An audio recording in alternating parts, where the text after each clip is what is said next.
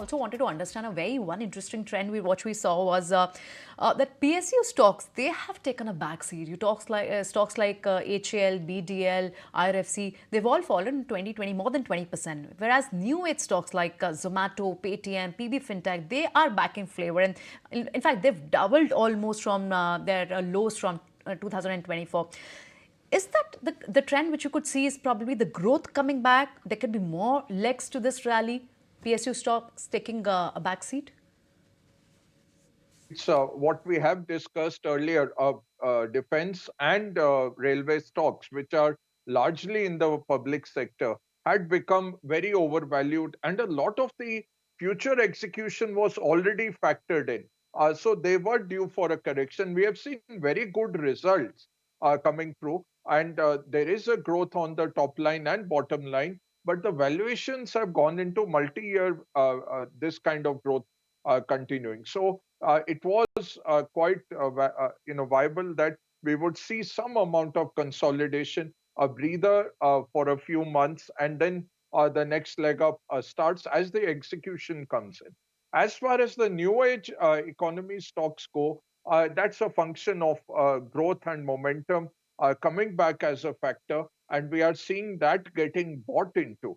So again, a lot of it is based on future profitability. There are some which are already profitable, which have got recently listed as well. But most of these stocks are on a future growth path. That's what the market is buying. So it's a sector rotation that's happening. Is that valid? Time will tell. I myself would like to see cash on the cash flow statement. So companies that generate a positive cash flow and not just on future stories that we value these companies so highly. But who are we to argue with the market? There is a good demand for such stocks. So I'll sit on the sidelines and watch it. But I would still stick with a good cash flow generating companies, and defense and railways will come back. But we will need some time now for the valuations to be justified. PSU banks again had run up quite well, but now we are seeing a margin compression coming in.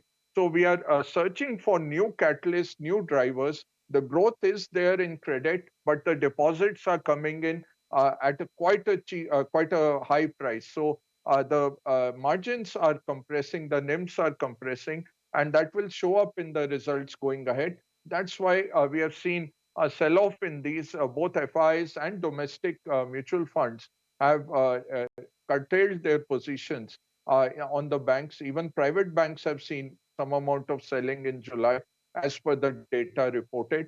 And we have seen that continue in August with public sector banks getting hit more because they clearly have a deposit issue. They're not able to raise deposits as fast as the private sector banks, and the cost of deposits is going up. Point taken, Mr. Baga. Thanks for that very detailed view coming in. If you like this video, then like, share and subscribe to ET Now.